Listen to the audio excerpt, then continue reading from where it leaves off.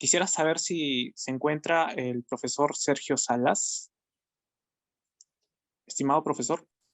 Hola Emilio, ¿cómo estás? Muy buenas tardes. Sí, Muy aquí, buenas aquí tardes, estoy. profesor. ¿Qué tal? Espero que le haya gustado un poco las cosas que hemos estado haciendo. Ha sido un poco bastante interesante este año, ha sido un gran año. Quisiera darle la palabra al magíster en Ingeniería Biomédica, el profesor Sergio Salas, que es actual coordinador de la carrera de Ingeniería Electrónica. Él tiene más de 13 años en experiencia en el campo de investigación, en el campo de la educación, ha sido asesor de tesis, diferentes proyectos durante la Facultad de Ingeniería, específicamente en las carreras de Ingeniería Electrónica y Mecatrónica, y ha participado en diversas universidades muy prestigiosas. Comentarles que el profesor ha escrito un libro de sistemas embebidos en el año 2015 y nada, estimado profesor, le agradezco su asistencia. Realmente estoy muy feliz que pueda estar sumando esfuerzos con nosotros como representantes de nuestra universidad. Le doy la palabra y que usted pueda dar la inauguración de la RMR y UPC. Así que un abrazo también. Muchas gracias. Muchas gracias, Emilio. Bueno, primero felicitarlos a todos ustedes, a los encargados de esta reunión, que es algo bastante interesante.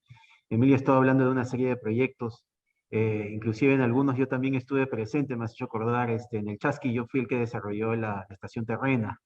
Yo trabajé ahí hace como 10 años en ese proyecto cuando trabajaba en Ictel Uni.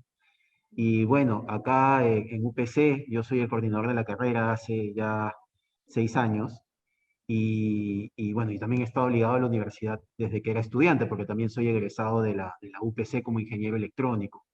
Bueno, felicitarlos y decirles que estas actividades y sobre todo este tipo de iniciativas y de gestiones que se están realizando para hacer actividades en conjunto con otras universidades inclusive, son muy necesarias. La carrera lo necesita. Primero, para, sobre todo, hacer proyectos, pero también difundir la carrera en el país, porque se necesita más gente. Uno de los problemas que tenemos como ingeniería electrónica es que muy poca gente la estudia. En nuestro país, no solamente en UPC, lo vemos en muchas universidades, no todos eligen esta carrera, que es bien interesante, es muy, muy necesaria, bastante útil, y se requieren también este tipo de actividades como las que ustedes están haciendo para un poco difundir las cosas que se pueden llegar a hacer en la carrera, que son cosas muy interesantes, ¿no? Sobre todo electrónica, que es una carrera muy multidisciplinaria, en la que por un lado tienen la parte biomédica, ¿cierto? Pero por otro lado tienen temas energéticos, temas de robótica, inteligencia artificial, diseño de circuitos, ¿no? Sistemas embebidos. Entonces pueden hacer muchas cosas interesantes y sobre todo trabajar de manera multidisciplinaria, que es trabajar con otras especialidades, como nosotros lo hacemos con las carreras de medicina, de nutrición, agronomía de la Universidad Agraria, ¿no? Facultades de biología en la Universidad Cayetano Heredia, y eso nos ha permitido hacer proyectos interesantes, ¿no? En UPC, los estudiantes hacen un proyecto final en el 9º ciclo y en el 10º ciclo, en los cursos del proyecto electrónico 1 y 2, que son proyectos que los llevan a crear una solución real, ¿no? Y eso nos ha dado bastantes buenos resultados. La UPC hoy en día, hay que mencionarles, tiene patentes de invención, aparte de papers que se publican por los mismos estudiantes, como resultado de estos proyectos que se hacen en estos cursos, ¿no? Y lo que aspiramos es que estos proyectos vayan mejorando y que ustedes puedan también más adelante tener su patente, tener su paper, lo cual les va a permitir hacer lo que Emilio también mencionaba más adelante, que es postular una maestría en el extranjero. En el extranjero, cuando digamos, te evalúan para poder ingresar a una maestría, lo primero que ven es que tengas ese perfil de investigador. ¿Y dónde desarrollas ese perfil? Justamente lo desarrollas en el momento en el que haces un proyecto. Haces un proyecto, tienes un paper, tienes una patente e inmediatamente, créanme, los van a llamar de cualquier programa de maestría porque eso es lo que demuestra que realmente saben investigar. Y el proyecto es eso, es tu introducción a la investigación, ¿no? A la metodología de investigación, a la metodología de poder solucionar un problema real, ¿no? Usando tus conocimientos. Entonces, eso nosotros lo promovemos acá y de hecho tener estos grupos IEEE son de muy gran ayuda para que se puedan difundir los proyectos que se hacen aquí y también se puedan formar lazos para encontrar nuevas ideas de proyectos que sean sobre todo multidisciplinarios. La única recomendación que les quisiera hacer es que esta conformación, que está bastante buena ahora, traten de también ver a futuro, ¿no? Porque yo, con los años que tengo acá, uno de los problemas que he visto con el IEEE es que hay grupos como los tuyos, Emilio, y luego no tienes reemplazo, porque finalmente vas a egresar, vas a salir de la universidad y tiene que haber alguien que pueda ser tu sucesor. ¿Para qué? Para que haya una continuidad en el tiempo. Lo que ha pasado, y yo les puedo hablar de los últimos 20 años en la carrera electrónica, es que estos grupos aparecen como que cada 5 años y después hay brechas, ¿no? Hay brechas generacionales porque al final estos grupos dependen mucho de la iniciativa que puedan tener estudiantes, ¿no? Que quieren liderar estos grupos que siempre están ahí. Entonces, para evitar, ¿no? Que ahora en un futuro, ¿no?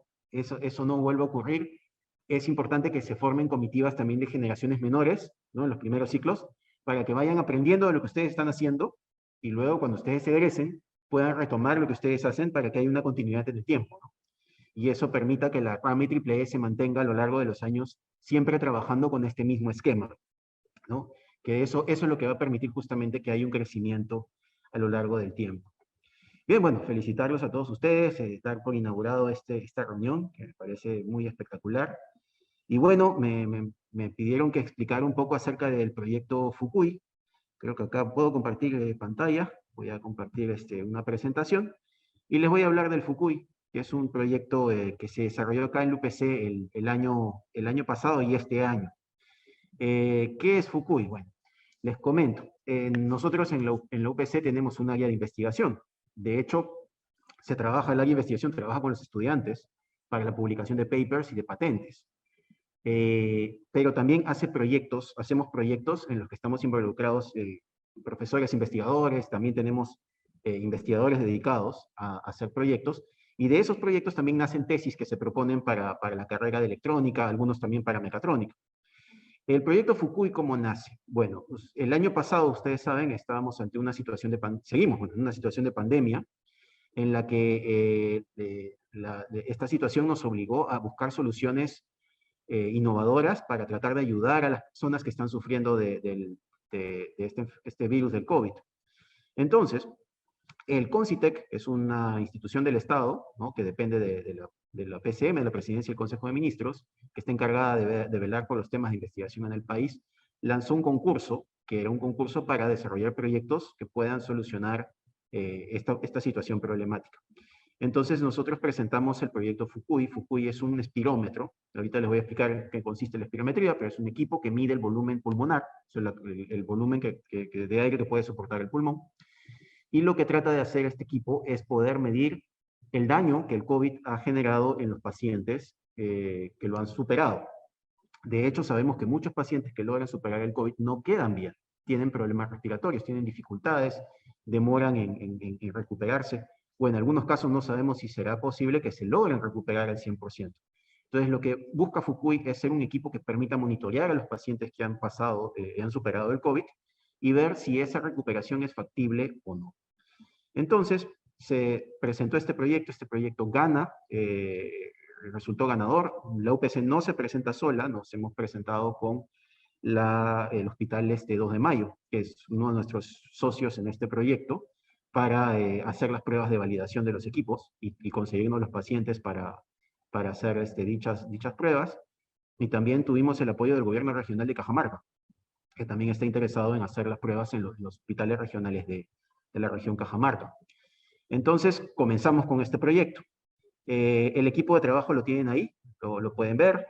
Somos un equipo de más o menos 8 personas. Lo lidera el doctor Carlos Raimundo, jefe de investigación. Después está el doctor Julio Ronceros, que se encargó de ver toda la parte de simulación física del soplido, ¿no? De cuando una persona sopla sobre un tubo y mueves una espira que está girando. Él hizo todo un modelo físico, ¿okay? Para realizar un modelo matemático que nos permitiera calibrar nuestro sistema.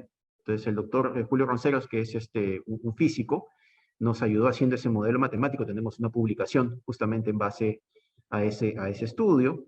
Está Miguel Lara, que es el encargado acá del Fab Lab. Justo ahorita me encuentro acá en el Fab Lab de UPC, por eso estoy con la mascarilla, porque acá en UPC estamos obligados a a tenerla todo el tiempo, no me la puedo sacar. Miguel nos trabajó el tema de la carcasa, nos hizo el diseño industrial, ¿no? Como el case que tengo acá del espirómetro, ¿no? Es uno de los últimos prototipos. Él desarrolló el case, hicimos la impresión acá en 3D, junto con Anthony de la Cruz, que está justo acá delante de Miguel, en el lado izquierdo, inferior izquierdo, agachado. Ellos son mecatrónicos de UPC, trabajaron en la parte del diseño industrial, la parte mecánica del equipo. Luego, bueno, en mi caso estuve con Eyul Chávez y con Carlos Herrera. Eyul también es egresado de él es el egresado de telecomunicaciones de UPC. Y con Carlos Herrera trabajamos la parte electrónica. Hicimos todo el diseño de la parte hardware del dispositivo, el funcionamiento físico del dispositivo, que ya también les voy a mencionar. Y Eyul trabajó la parte física, trabajó la parte de protocolos de comunicación y trabajó la parte móvil. Desarrolló la aplicación móvil en Android. Bueno, luego está el ingeniero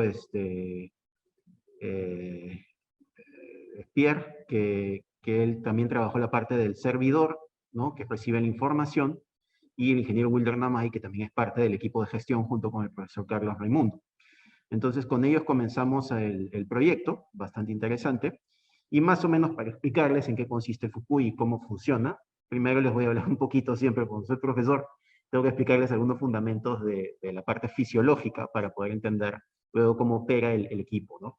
Lo que mide un espirómetro, básicamente, es el volumen pulmonar. Ustedes saben que tenemos dos pulmones, el izquierdo y el derecho, ¿okay? Que son como dos bolsas, ¿no? Que de forma natural, imagínense que son como unas pelotas de fútbol que estuvieran ponchadas, o sea, que le hubieran sacado todo el aire, entonces están todas arrugadas, esas pelotas. Pero ¿qué sucede? Alrededor del tejido del pulmón, ahí se pueden fijar en la figura, hay como una línea naranja alrededor ¿no? el perímetro de los pulmones, donde se encuentra internamente un líquido que se llama el líquido pleural, que tiene una presión negativa y que es la que ayuda a que el pulmón se adhiera hacia los músculos intercostales y los músculos pectorales, por lo cual el pulmón se estira. Los dos pulmones están estirándose gracias a ese líquido pleural. Entonces, cuando se estiran, se generan juegos de presiones. Es decir, en el aire tenemos una presión atmosférica y en el pulmón tenemos una presión intrapulmonar. La presión que generamos en el pulmón cambia, es decir, se hace mayor o se hace menor a la presión exterior. Con lo cual, si la presión interna de mis pulmones es menor, entonces el aire entra. Y cuando la presión de mis pulmones es mayor, el aire sale. Entonces, el ingreso de aire se conoce como la inspiración y el proceso de salida de aire se conoce como la expiración. Se supone que el aire que entra es el mismo que el aire que sale, ¿no? Porque movemos el mismo flujo de aire de entrada y de salida. El proceso de inspirar, es decir, de meter el aire, significa que hay que generar una presión negativa, con lo cual el líquido pleural, o sea, para generar esa presión negativa, los pulmones se tienen que expandir. Y en esa expansión, los músculos intercostales y los músculos pectorales, junto con el diafragma, tienen que hacer una contracción para poder estirar los pulmones y permitir el ingreso de aire. Ese proceso de inspiración se conoce como un proceso activo justamente por eso, porque el esfuerzo en respirar nosotros lo hacemos cuando tomamos el aire, cuando inspiramos, ahí es cuando contraemos y generamos el ingreso de aire, hay que hacer un esfuerzo para respirar, para inspirar, perdón. Pero el proceso de expiración, o sea, cuando botamos el aire, ese es un proceso pasivo, porque ahí no hay contracción, más bien ahí relajamos, soltamos los músculos intercostales, diafragma, pectorales, los relajamos, y el aire va a salir de manera pasiva, simplemente por un intercambio de presión. Entonces, este proceso que nosotros hacemos normalmente, que es inspirar y expirar, es un juego de presiones. ¿Ok? Entonces, el pulmón, nuestros pulmones, tienen una capacidad, más o menos cada uno, de alrededor de 3 litros de aire. ¿Ok? Cada pulmón debe almacenar 3 litros. Tenemos una capacidad total, dependiendo obviamente del peso, del sexo, de la edad, de tu talla.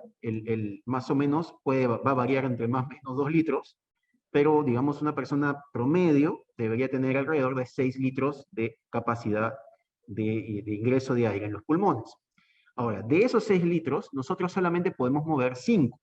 Uno nunca no le van a poder sacar el aire, ¿ok? O sea, siempre se va a quedar 1 litro de aire dentro, que ese es el volumen residual del pulmón. Pero nosotros podemos meter y sacar hasta 5 litros de aire.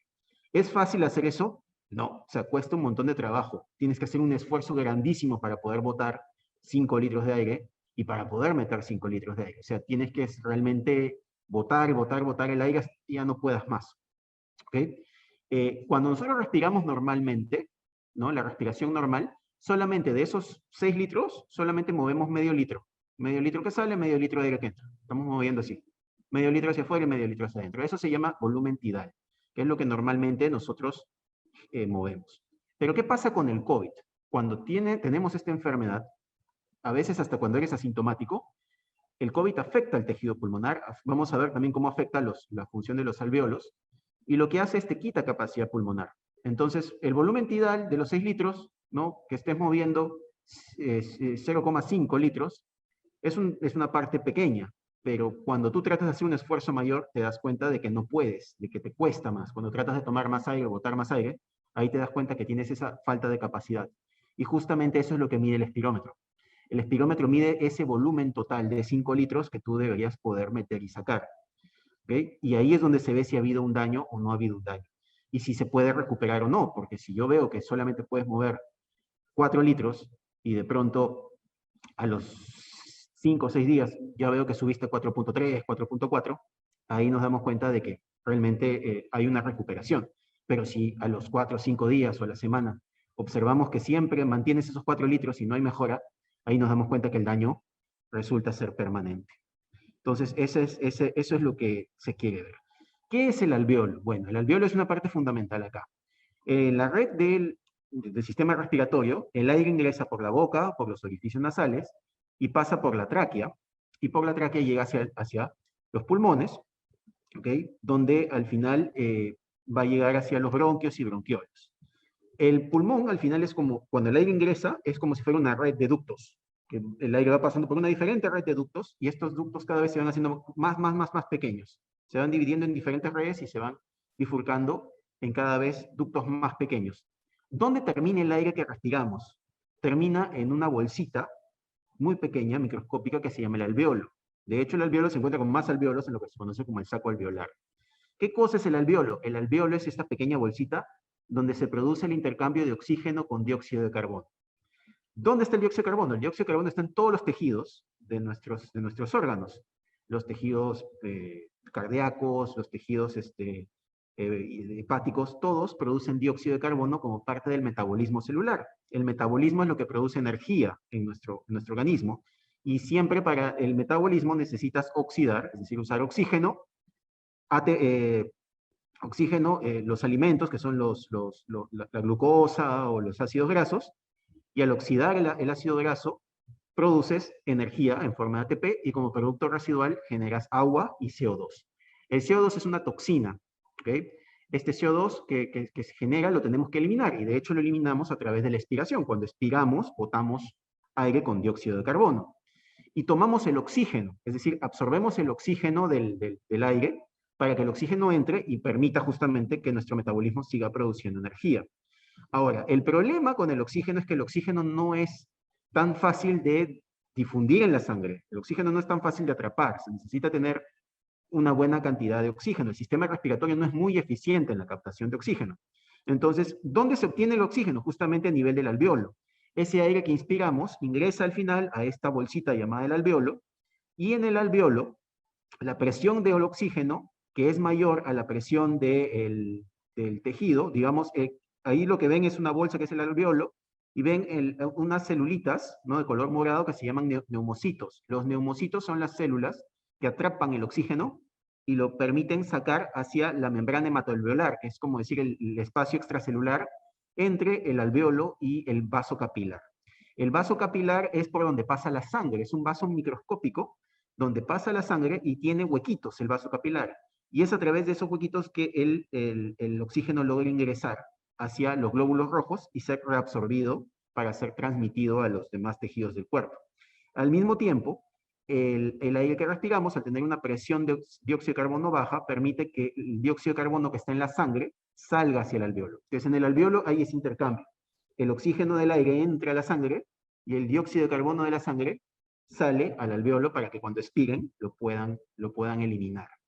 ¿Cuál es la función de ese macrófago que está ahí, que ven ahí? El macrófago es un glóbulo blanco cuya función es justamente vigilar de que en el momento que respiren no hayan respirado algún virus o una bacteria, y si la encuentra la va a destruir, la va a comer, la va a fagocitar, ¿no? Y protegiendo a la membrana del alveolo. ¿Qué es lo que ocurre en condición en condición de COVID? El COVID justamente afecta la función del alveolo. El COVID afecta todo este esquema. Lo primero que hace el COVID al ingresar al alveolo es infectar a los neumocitos. Infecta a los neumocitos, y al infectar a los neumocitos empiezan a morir. Los macrófagos se activan, y cuando el sistema inmunológico, ¿no? El macrófago pertenece al sistema inmunológico, el sistema de defensa contra virus y bacterias de nuestro organismo, detecta que hay células infectadas, las empieza a destruir y genera lo que se llama una inflamación. Y el alveolo se inflama, es decir, esa bolsa crece en volumen.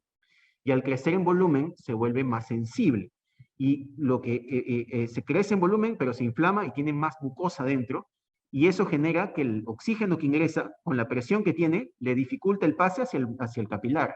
Entonces, ese es el primer efecto que tiene el COVID, la inflamación del alveolo, impidiendo un pase del oxígeno hacia el capilar de forma eficiente. El segundo problema que produce el COVID, que se ha encontrado también, es que produce trombocitos o microtrombocitos, que son coágulos que se dan a nivel capilar, impidiendo que la sangre pueda pasar cerca del alveolo, y eso genera que tampoco ocurra intercambio de oxígeno con dióxido de carbono. En otras palabras, lo que está haciendo esta enfermedad es asfixiarnos, o sea, nos inflama el alveolo, nos obstruye el vaso capilar para el paso de la sangre y nos produce prácticamente una asfixia. ¿Ok? Entonces, por eso es que el paciente se siente débil, ¿no? Y no tiene ni fuerzas para poder respirar. Bien, entonces, esto de acá, obviamente, ¿cómo se puede solucionar este problema de la inflamación? Ya se trabaja justamente a nivel de tratamientos clínicos y también con los ventiladores pulmonares. Por eso son muy necesarios los ventiladores pulmonares para suministrar una mayor concentración de oxígeno, diferente a la que tiene el aire, porque el aire que respiramos tiene 23% de oxígeno, y obviamente no es un sistema muy eficiente. Cuando nosotros tomamos el aire, solamente una pequeña porción, 23% tiene ese oxígeno. Y de hecho, una buena parte de ese aire se queda en la tráquea, ni siquiera llega a los alveolos. O sea, del medio litro que tomamos de aire, 150 se quedan atorados en la tráquea, no llegan a pasar a los alveolos. O sea, ese oxígeno no se aprovecha. Solamente se aprovecha el oxígeno de 350 mililitros de aire. Entonces, es un sistema ineficiente. Por eso el ventilador es importante, porque el ventilador lo que hace es te inyecta un aire con mayor porcentaje de oxígeno para poder, digamos, compensar este problema y tratar de que el oxígeno pase, aumentar la presión parcial de oxígeno dentro del alveolo.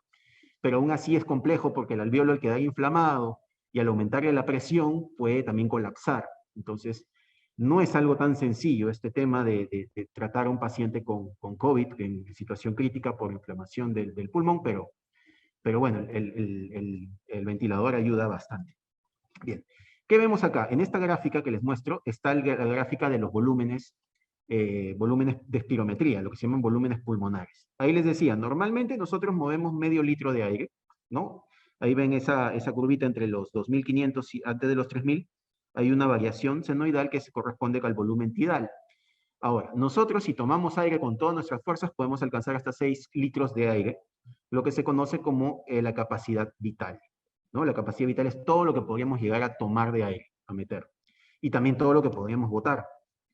Y la capacidad pulmonar total vendría a ser esa capacidad vital, que es lo que podemos meter en total, más un litro, más o menos alrededor de un litro de aire que no podemos sacar ni meter del pulmón. ¿Qué es lo que mide la espirometría? Es esa capacidad vital, ¿ok? Todo lo que pueden meter y todo lo que pueden sacar de aire del pulmón.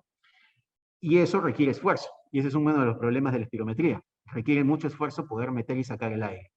¿Qué hace un espirómetro? Ahí lo ven. Es un tubo, acá tengo el tubo inclusive, este es uno reusable, donde te lo pones en la boca y tienes que soplar con toda tu fuerza.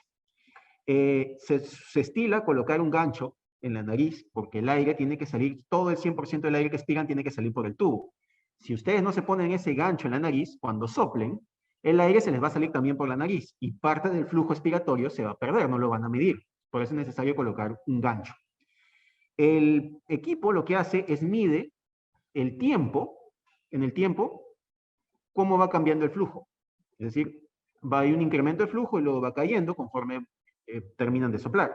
Cuando ustedes toman todo el aire que pueden, el especialista que tienen al lado, de hecho se recomienda que esta espirometría se haga con un especialista al lado, ¿Por qué? Porque como tiene que medir un esfuerzo muy, muy fuerte por parte del paciente. Cuando el paciente expira, el paciente ya terminó de expirar y ya quiere soltar, pues, ¿no? Ya quiere sacarse el tubo y decir, ya acabé. Pero el médico te ve y dice, no, este todavía tiene aire en el pulmón. Y le dice, no, no, no, no, no te lo saques. Sigue, sigue, sigue, sigue, sigue. Y el hombre ya está que se va a desmayar, se pone rojo, pero sigue soplando hasta que el médico le dice, ya, para, ¿no? Entonces, así es como se mide la espirometría, requiere un esfuerzo. Yo, de hecho, cuando hacía las pruebas con el espirómetro, terminaba también medio mareado. Y es una de las razones por las cuales la norma establece que no se pueden hacer más de 8 espirometrías por medición. O sea, tienen que después dejar pasar un tiempo para volver a hacer la espirometría. Pues si es más de 8, pueden hasta desmayarse. Bueno, este equipo, que es lo que queríamos hacer, nos mide eso, nos mide esa capacidad vital y nos genera dos gráficas que son volumen-tiempo, volumen de aire versus tiempo, y flujo-volumen, que son parte del estándar de espirometría. Ahora, ¿por qué se mide esto acá? Porque es bien importante reconocer que existen enfermedades restrictivas y obstructivas. Las restrictivas son enfermedades en las cuales cuando soplas, cuando inspiras, no puedes meter mucho aire, tienes restricción, tus pulmones están contraídos y no puedes meter mucho aire. Y la obstructiva es que cuando botas el aire, tienes algo que te obstruye, tienes mucosa en las vías respiratorias que no te dejan sacar el aire rápidamente. Entonces, eso se ve acá en los parámetros de espirometría. Por ejemplo, en la gráfica volumen-tiempo, se hace el examen de la siguiente manera. El paciente tiene que soplar todo el aire que ha tomado por el tubo, y este aire que sopla, por lo menos debería soplarlo por unos 6 segundos. El estándar de la Sociedad Torácica Americana, que es el que nos hemos basado, te dice que debería estar entre 6 y 15 segundos, a menos que sea un menor de edad. Ahí serían 3 segundos. Pero debería, no más de 15 segundos, pero por lo menos 6 para un adulto. Soplas por 6 segundos y se supone que en 6 segundos ya has botado todo el aire. Pero en el primer segundo, tú deberías haber botado más del 70% del volumen de aire. Eso se llama el FEV1 versus FBC, o relación Tifenot-Pinelli, que es decir, cuánto volumen del primer segundo has logrado botar con respecto al volumen de los 6 segundos. Entonces, si tú tienes un porcentaje menor al 70%, es decir, en el primer segundo no has logrado botar todo, tienes un problema obstructivo. ¿Okay? Como por ejemplo una enfermedad del asma. El asma es una clásica enfermedad obstructiva porque genera mucosas que no te permiten botar el aire fácilmente. También se analiza el flujo volumen, es decir, cómo el flujo va cambiando de acuerdo al volumen. Esa curva que se va formando en la gráfica baja tiene que tener una concavidad conforme vas botando todo el aire. Y eso es lo que evalúa un neumólogo. O sea, estas gráficas que ustedes ven ahí son evaluadas por un neumólogo para determinar justamente el tipo de enfermedad o daño que tiene el paciente. ¿Bien? Y eso es lo que se quiere ver en el caso de los pacientes que tienen COVID. ¿Ok? ¿Cómo son estas curvas? Entonces, ahí pueden ver las diferentes formas para una enfermedad restrictiva, como está a la izquierda, tanto volumen, flujo para la restrictiva como para la obstructiva. En el caso del restrictivo, lo que ocurre cuando no puedes meter aire es que cuando soplas, el volumen final que alcanzas es pequeño. Si esperabas que botara 6 litros, pues no, boté 3. Entonces tengo una enfermedad restrictiva porque no tengo capacidad pulmonar, que es lo que pasa en el COVID. En el caso obstructivo, tú logras botar todo el volumen, de repente logras botar los 6 litros, pero te demoras un montón en botarlos. O sea, vas soplando y tu soplido es lento y el aire va saliendo lentamente porque hay elementos que obstruyen la salida del aire. ¿Okay? Entonces, hay curvas específicas y con eso los neumólogos pueden determinar los tipos de enfermedades como el EPOC, el tema de neumonías y una serie de enfermedades relacionadas justamente a problemas respiratorios. Bien, ¿qué es lo que hacemos nosotros en este caso? La norma, y también los médicos, los neumólogos del Hospital 2 de Mayo, nos pidieron que hiciéramos un equipo que no solamente registrara el volumen de aire que emite el paciente, sino también registrara la saturación de oxígeno. La saturación de oxígeno es un parámetro que te mide el porcentaje de oxígeno en la sangre arterial. ¿Okay? Todos ustedes han visto seguramente estos oxímetros que ahora se han puesto en moda con el COVID, que se colocan un clip en el dedo, y estos oxímetros te dicen tu saturación de oxígeno porcentual. Esto ellos lo consideran importante para poder saber primero si este paciente con estas curvas está oxigenando bien o está oxigenando mal en sangre, para tener esa referencia en la curva. Adicionalmente, el estándar te pide conocer la presión barométrica del lugar donde el paciente se toma la medida y conocer la temperatura ambiente del lugar donde se toma la medida. Entonces, el equipo aparte tiene un sensor de temperatura, tiene un sensor de presión barométrica y también le hemos incluido ahora último, no estaba en el estándar, pero los médicos nos pidieron eso, un sensor de temperatura corporal que lo estamos colocando aquí. Acá está el sensorcito, si lo pueden ver.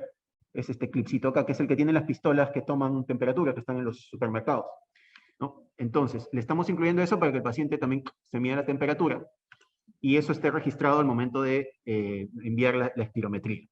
Ahora, la espirometría normalmente se toma en el consultorio médico. En este caso, este equipo lo que va a hacer es medir la espirometría en tu casa, te lo vas a llevar a tu casa, el equipo va a estar contigo y lo vas a tener a tu lado. La idea es que el equipo funcione con tu celular al lado, o sea, lo vas a configurar desde tu teléfono. El equipo no funciona solo. ¿Por qué lo hemos hecho para que funcione con el teléfono? Porque la idea es que el equipo, las mediciones que haga, las transmita directamente a un servidor. No las voy a dejar que el paciente las vea simplemente, sino que las quiero registrar. Los médicos nos pidieron que toda actividad que se mide el paciente se registre en el sistema. Inclusive nos pidieron que se registraran las mediciones mal hechas. Y acá viene un gran problema con el espirómetro. El problema es que el espirómetro, al ser un equipo que normalmente tiene que tener un coach al lado, tiene una gran posibilidad de fallar o de medirse mal si es que el paciente no tiene ese coach, como va a suceder cuando se lo lleve a su casa. Entonces, lo que nosotros hemos hecho es un protocolo para automedirte. ¿Y cómo funciona ese protocolo de automedición? No te haces una sola medición, o sea, no soplas una vez, tienes que soplar 3 veces. Y de las 3 veces, las 3 mediciones tienen que ser más o menos iguales con un error de más o menos 200 mililitros. ¿Ok? Si están en ese rango de error de más o menos 200 mililitros, se da como válida la medición, que has hecho 3 iguales.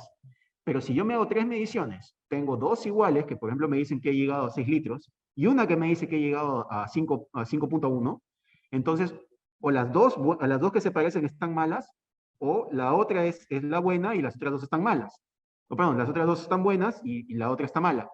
Entonces hay que hacer una cuarta medición. Si la cuarta es igual a las otras 2, entonces se da por válido que esas 3 son la medición. Pero si de pronto tengo tengo 2 iguales y ahora la cuarta es igual a la otra, entonces tengo 2 buenas, 2 malas, ¿cuál es la buena? Tengo que hacer una quinta medición a ver a cuál se parece. Entonces, en ese plan me puedo pasar haciendo varias pruebas, o inclusive puede ser que la cuarta no se parezca a ninguna de las anteriores, y tengo que hacer otra prueba nueva. En el proyecto que hemos hecho se permiten hacer pruebas solamente hasta 8, no más de 8, porque si no el paciente se nos puede desmayar. Entonces, todas esas pruebas que nosotros tenemos, tanto las que quedan bien como las que quedan mal, los médicos nos dijeron, no, suban todas, o sea, metan todas arriba, no queremos que ninguna se pierda. Entonces, este es el esquema del equipo, básicamente, que hemos trabajado. Este es el modelo del Fukui, ¿no? El que tengo acá, este es abierto porque todavía lo están ensamblando. La circuitería está hecha en montaje superficial, como pueden ver. Este es el sensor de oximetría de pulso, acá va el dedo, es un sensor reflexivo. Acá está el microcontrolador, perdón, el SP32. Estamos usando acá diferentes sensores. Detrás de la placa se encuentra la batería, ¿no? Este es el conector de batería, y una batería de 1000 mAh, tiene con sistema de recarga. Acá pueden ver, acá está el conector USB. Por este USB está el cargador de batería, este chipcito de acá es el cargador de batería, que es un chip bien interesante porque no solamente carga la batería, sino nos da el estado de porcentual de consumo de la batería, nos da la corriente que se está generando en la batería, y nos dice si la batería está dañada o no. Un chip bien interesante que estamos trabajando acá. Tenemos acá un sensor de presión barométrica, que es este chiquitito que está acá, esta cosita, esta latita, es el sensor de presión barométrica. Tenemos ¿qué más tenemos por acá? El sensor de presión barométrica, batería. Justo acá tengo la otra gráfica, ¿no? Acá está, ahí están todos los elementos, ¿no? Sensor de oxígeno, medidor de carga de batería, el regulador de voltaje, trabajamos con 3.7 voltios. El sensor de presión también es de temperatura. Tenemos 2 sensores de temperatura, tanto el que está en la presión barométrica, el que nos mide la presión, como tenemos el sensor que está acá, que es el que nos mide la temperatura corporal, también mide temperatura ambiente. Esas pistolas que se usan para medir temperatura, también, de temperatura de ustedes, no de temperatura de su frente, también miden temperatura ambiente. muchos de ellos. Lo que pasa es que la pistola no viene programada para eso, pero algunas que cuestan más caro sí les habilitan esa función, que miden temperatura ambiental. Bueno, le hemos puesto un buzzer, un pitido que te dice cuando la medición ha sido terminada. Tenemos este conector de acá, este conector de audio. Ah, cierto, este conector de audio que está acá es para colocar el gancho de la nariz que va aquí, que es un gancho que hemos digitalizado y lo hemos diseñado en el FabLab. ¿Cuál es el objetivo? Que cuando se haga la medición, el dispositivo, la medición te diga si lo hizo con gancho o si lo hizo sin gancho, ¿no? Porque y de hecho, cuando lo haces con gancho es más difícil. Cuando te pones el gancho, te fastidia bastante el gancho. Pero por eso le hemos colocado ahí la entrada. El gancho se puede sacar y meter con un jack de audio. Y el gancho se monitorea, es on-off, ¿no? Si está cerrado, entonces quiere decir que te lo has puesto. Y si está abierto, entonces, bueno, si está abierto es porque te lo has puesto. Y si está cerrado es porque no te lo has puesto. Entonces te da esa información. Entonces, estos datos de acá y este microprocesador SP32, ¿por qué lo hemos usado? Primero, porque acá hay bastantes algoritmos. Todos los sensores se comunican al procesador por un protocolo que se conoce como I²C, que lo vemos bastante en microcontroladores. Tanto el sensor de oxígeno como el medidor de carga de batería, como el barométrico, todos se comunican por I²C. Tenemos me faltó también cómo sensamos el flujo, esa parte es importante. Fíjense, nosotros usamos acá un tubo comercial. Acá hay una espiga que gira, ¿ok? Cuando yo soplo, ¿no? Esta espiga comienza a dar vueltas. Lo que hacemos acá es, hemos desarrollado un sistema con 2 LEDs emisores infrarrojos y 2 fototransistores que están en los extremos. Entonces, cuando la espiga da vueltas, gira, lo que hace es empieza a tapar la luz. Y por la frecuencia, o sea, por los cambios, por las variaciones de luz, de detección, no detección de luz, nosotros podemos obtener las revoluciones por minuto de esta espiga. Y por las revoluciones por minuto de esta espiga es que estimamos la frecuencia, perdón, el flujo respiratorio. ¿Cómo hemos validado esto? Lo hemos validado de 2 maneras. Una es con un modelo matemático que nos hizo el profesor Julio Ronceros, que nos dio gráficas en base a un modelamiento por software. Y también nos compramos una jeringa de calibración. ¿Qué es una jeringa de calibración? Imagínense una inyección. No la tengo por acá, creo. Ya la guardaron. Pero la jeringa, imagínense una inyección. Las inyecciones manejan volúmenes pequeñitos. Esta es una inyección gigante que tiene 3 litros de aire, ¿no? Con un émbolo bastante largo. Entonces se coloca esto, en la salida de la jeringa se coloca esto y se inyecta, se mueve el émbolo. Se mueven 3 litros y se mide y se digitaliza cuántos giros da para 3 litros. Y lo puedes calibrar para meter 2 litros, 1 litro, medio litro. Y con eso hemos podido calibrar los giros de esta espiga en este sensor. Ahora, el problema de esto es que el giro no es lineal con respecto al flujo respiratorio. Es uno de los problemas que hemos detectado. Hay un problema de linealidad que se ha tenido que linealizar para poder calibrarlo y hacer diversas pruebas. Esas señales también ingresan al al microcontrolador SP32, el cual no le estamos usando el Wi-Fi, sino usamos el Bluetooth. ¿Por qué elegimos el SP32? Porque tiene un Bluetooth interno, un módulo interno, tanto el Bluetooth Low Energy como el clásico. Con el clásico nos estamos conectando a un celular. Es decir, el equipo no funciona si es que no recibe comandos de una aplicación móvil que hemos utilizado. Acá están viendo gráficos de las pruebas que hemos hecho con nuestra aplicación móvil. Abajo pueden ver las gráficas tanto de flujo-volumen como volumen-tiempo. Y arriba pueden, en el pantallazo del lado izquierdo, pueden ver inclusive ya cómo se calculan los FBCs, ¿no? Y los valores que se obtienen de la medición de espirometría. Esto ya lo hemos trabajado con los médicos del hospital 2 de Mayo. Luego también medimos la saturación de oxígeno. La saturación de oxígeno, graficamos la onda fotopletismográfica del dedo y te damos la saturación en porcentual y también te damos el pulso cardíaco. Y todo eso lo enviamos a un servicio web que está en Firebase, en un servidor de Google que se llama Firebase. El problema nada más es con la saturación de oxígeno, porque la saturación de oxígeno es reflexiva. Es decir, yo coloco mi dedo acá y por reflexión te mide la saturación. ¿Qué significa por reflexión? Que la onda que ustedes ven en el gráfico de la derecha, esa onda azulita, es una onda que así como la ven ahí, no sale fácilmente. Tienes que dejar el dedo acá muy quieto y tienes que buscarle la posición. Si tú mueves el dedo, la onda se deforma completamente.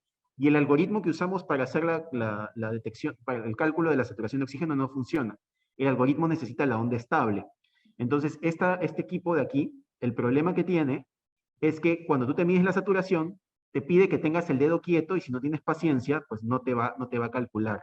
Ese problema lo he tenido hasta en celulares, porque hay celulares que usan ese mismo método para medir saturación de oxígeno y te demoras bastante en medirlo.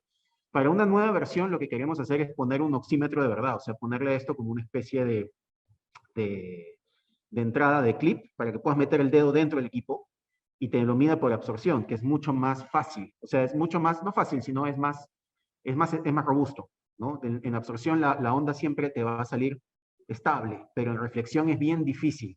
Es bien complicado encontrarle la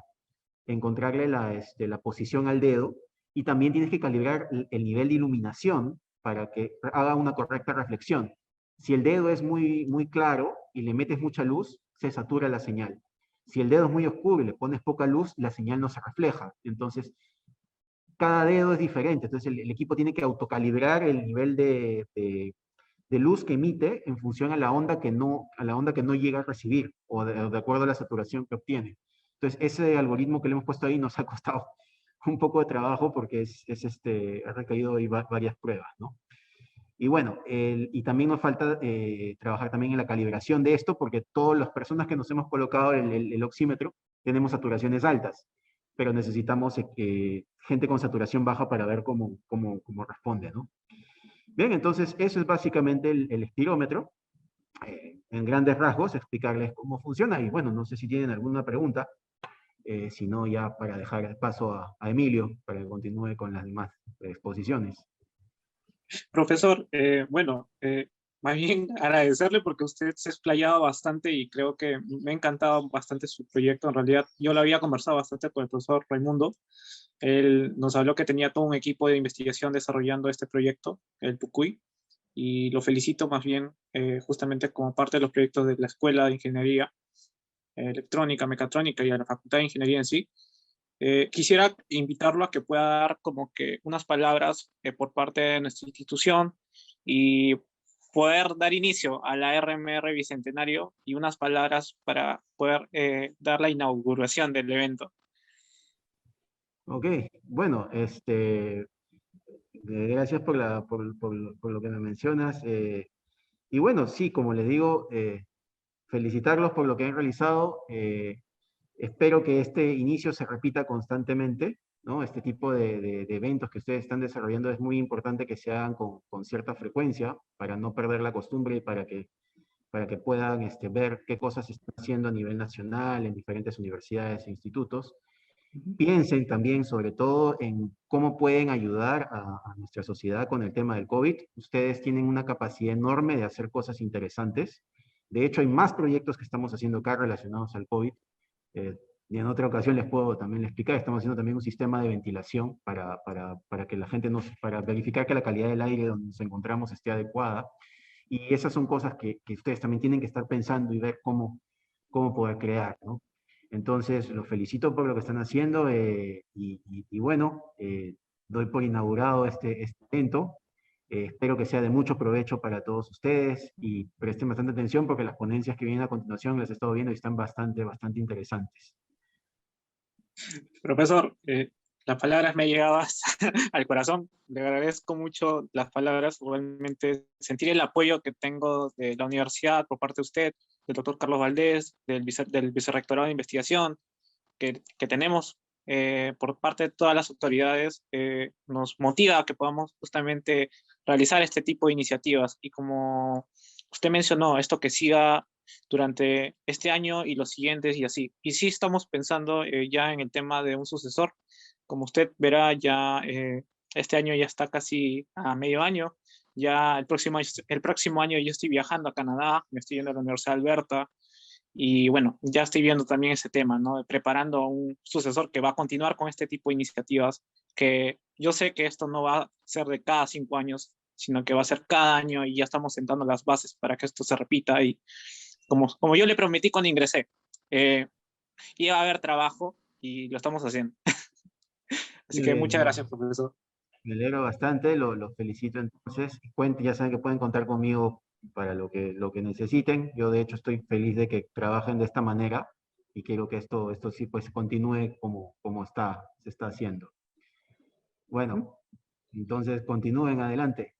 Un Muchas abrazo. gracias, profesor. Un abrazo también.